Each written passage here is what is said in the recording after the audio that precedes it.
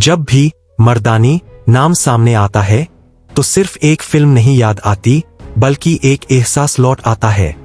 वो एहसास जो बताता है कि ताकत सिर्फ मांसपेशियों में नहीं होती, बल्कि हौसले, जिद और सच के साथ खड़े होने में होती है। मर्दानी 3 भी इसी एहसास को और गहराई से छूती है। यह फिल्म किसी बड़े धमाके से शुरू नहीं होती, बल्कि एक ऐसी खामोशी से जन्म लेती है जो अंदर तक हिला देती है। शहर की भीड़ में कहीं कुछ गलत हो रहा है और लोग जानते हुए भी अनजान बने हुए हैं।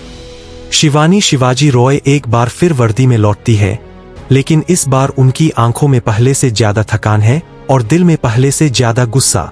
यह गुस्सा किसी निजी बदले का नहीं, बल्कि उस सिस्टम का है जो बार बार कमजोरों को कुचल देता है। कहानी धीरे धीरे आगे बढ़ती है और हमें दिखाती है कि अपराध सिर्फ गलियों में नहीं होते, बल्कि बंद कमरों, फाइलों और ताकतवर लोगों की मुस्कान के पीछे भी छुपे होते हैं। मर्दानी 3 इसी छुपे हुए अंधेरे को सामने लाने की कोशिश करती है। इस बार शिवानी का सामना किसी एक अपराधी से नहीं, बल्कि एक ऐसे नेटवर्क से है जो बाहर से बहुत साफ सुथरा दिखता है। समाज के सम्मानित चेहरे, बड़े पद, बड़ी गाड़ियां और बड़ी बातें, लेकिन अंदर से सड़ांध। फिल्म बहुत सादगी से दिखाती है कि जब बुराई ताकतवर हो जाती है तो सच बोलना सबसे बड़ा अपराध बन जाता है।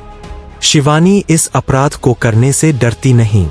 वह जानती है कि इस रास्ते पर चलने का मतलब अकेले पड़ जाना है, अपनों से दूर हो जाना है, लेकिन फिर भी वह रुकती नहीं। मर्दानी 3 की सबसे बड़ी ताकत उसका इंसानी पहलू है। यहाँ शिवानी सिर्फ एक सुपरकॉप नहीं है, वह एक इंसान है जिसे डर लगता है, जो टूटती है, जो कभी कभी खुद से सवाल करती है।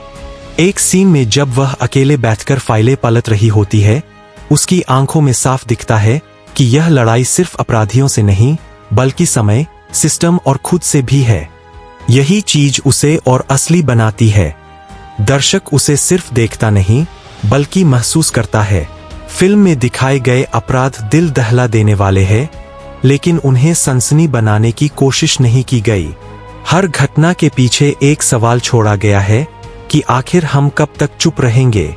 मर्दानी 3 बार बार यह एहसास दिलाती है कि अपराध इसलिए नहीं बढ़ते क्योंकि अपराधी ताकतवर है, बल्कि इसलिए क्योंकि अच्छे लोग खामोश रहते हैं।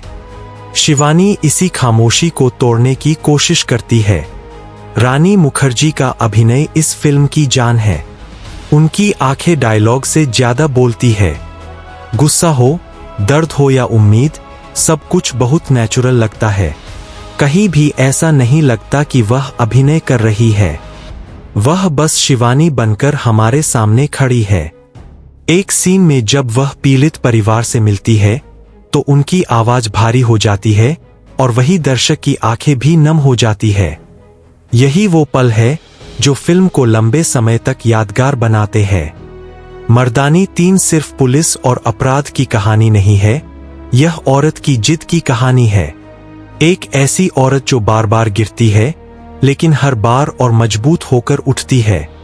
फिल्म यह नहीं कहती कि औरत कमजोर है, बल्कि यह दिखाती है कि समाज उसे कमजोर मानने की गलती करता है। शिवानी हर उस सोच को चुनौती देती है जो कहती है कि यह काम मर्दों का है। वह बिना भाषण दिए अपने काम से यह साबित करती है। फिल्म का बैकग्राउंड म्यूजिक बहुत सधा हुआ है। यह हर सीन में जरूरत के हिसाब से आता है और बिना शोर मचाए माहौल बना देता है। एक्शन सीन भी जरूरत भर के है। यहाँ फालतू की मारधाड़ नहीं, बल्कि वो एक्शन है जो कहानी को आगे बढ़ाता है। हर वार, हर दौर, हर पीछा किसी न किसी भावना से जुड़ा हुआ है। कहानी का क्लाइमेक्स बहुत शांत लेकिन असरदार है।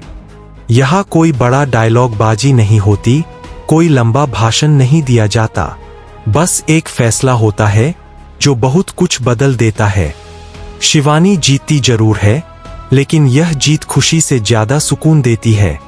ऐसा सुकून जैसे लंबे समय बाद इंसाफ की सांस ली हो।